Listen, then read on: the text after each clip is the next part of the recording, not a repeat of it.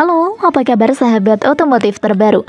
Presiden Prabowo kabarnya nih guys, bakalan ngajak dua perusahaan otomotif asal Amerika Serikat dan Jerman, Ford dan Volkswagen atau VW, untuk berinvestasi di Indonesia loh.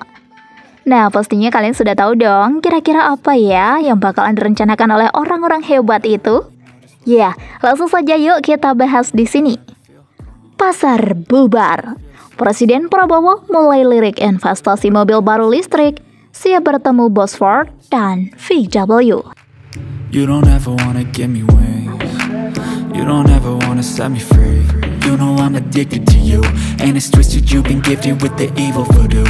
Got me coming back for more, even when I've been screwed. Dolls full of pins, pierce my heart straight through. I got issues in my head. I like you in my bed, but you keep me on red. Prabowo investasi mobil listrik. I'll come off desperate. But if I lay down and I stay dead, baby you'll get sick of being the monster out of my head, under my bed, thinking something out of my... Baru-baru ini pihak pemerintah Indonesia memastikan terus memperkuat upaya hilirisasi industri, khususnya yaitu dalam sektor baterai kendaraan listrik atau electric vehicle atau EV. Salah satu langkah strategis yang tengah dijalankan yaitu untuk menarik investasi dari perusahaan otomotif global, Ford Motor Company, sekaligus juga Volkswagen AG atau VW.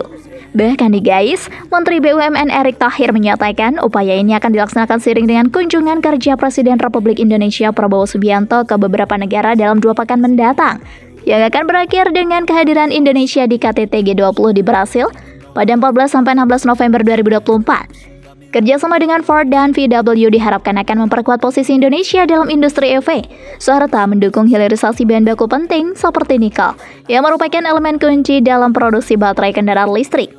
Erick juga mengungkapkan, pada 2026 produksi baterai hasil kerjasama antara KTL dan MindID akan mulai dipasarkan, dengan total investasi mencapai 5,5 miliar dolar Amerika Serikat. Selain itu, pemerintah Indonesia juga memfasilitasi kerjasama ini melalui PT VEL Indonesia, di mana MindID telah mengakuisisi 34% saham perusahaan tersebut. Total investasi untuk hilirisasi nikel di Sulawesi Tenggara dan Sulawesi Tengah diperkirakan mencapai 6,5 miliar dolar Amerika Serikat atau sekitar 102 triliun rupiah. Dengan hilirisasi nikel dan pengembangan produksi baterai EV, Indonesia tidak hanya berambisi menjadi pasar kendaraan listrik, tetapi juga sebagai pusat produksi baterai dan komponen EV lainnya. You don't understand the pain it brings. You don't ever wanna give me wings. You don't ever wanna set me free. You know I'm addicted to you, and it's twisted. You've been gifted with the evil voodoo.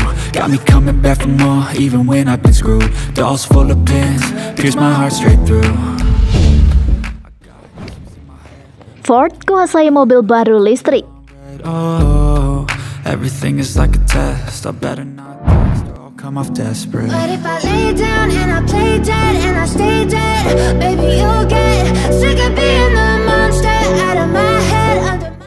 Produsen mobil Amerika Serikat Ford Motor Company menunjukkan ambisinya untuk merebut pasar mobil ramah lingkungan canggih dengan menginvestasikan 29 miliar dolar Amerika Serikat atau sekitar 407,4 triliun rupiah untuk mengembangkan mobil listrik dan otonom.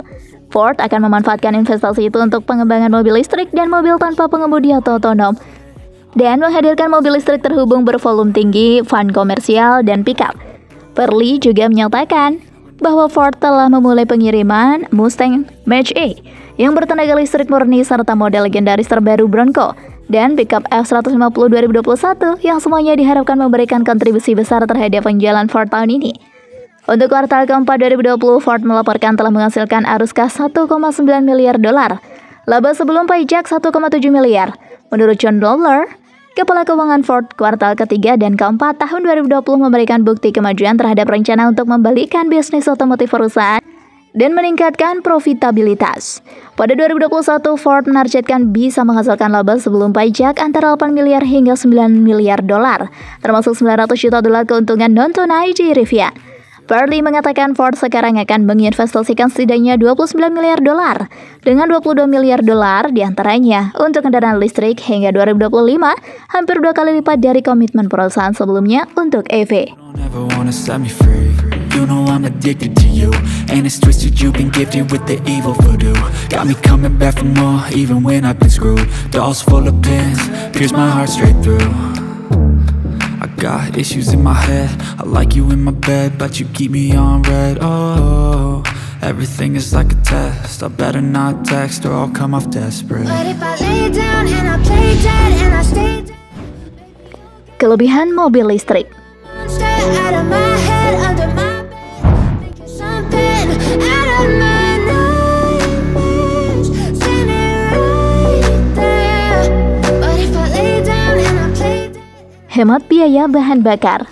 Salah satu kelebihan mobil listrik yaitu hemat biaya bahan bakar. Mobil listrik mengonversi 2/3 energi listrik menjadi energi mekanik.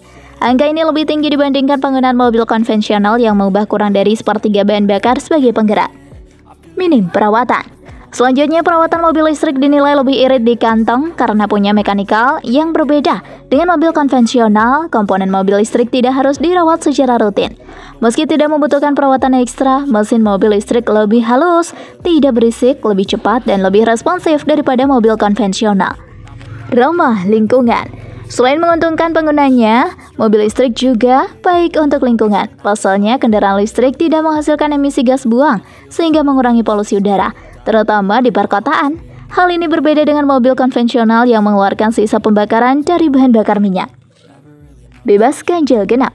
Mobil listrik bebas melaju di jalanan DKI Jakarta karena tidak terikat aturan ganjil genap. Aturan ini tertulis dalam Surat Keputusan Gubernur DKI Jakarta Nomor 88 Tahun 2019 dan perubahan atas Peraturan Gubernur Nomor 155 Tahun 2018 tentang pembatasan lalu lintas dan sistem ganjil genap.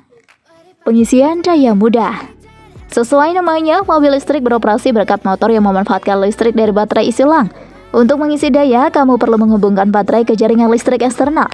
Biaya pengisian daya tersebut jauh lebih murah dibandingkan dengan harga BBM mobil konvensional. Sebagai perbandingan, biaya isi ulang baterai Tesla Model X untuk menempuh 350 km yaitu Rp130.000 sampai Rp150.000. Mobil konvensional justru membutuhkan setidaknya Rp500.000 untuk jarak yang sama.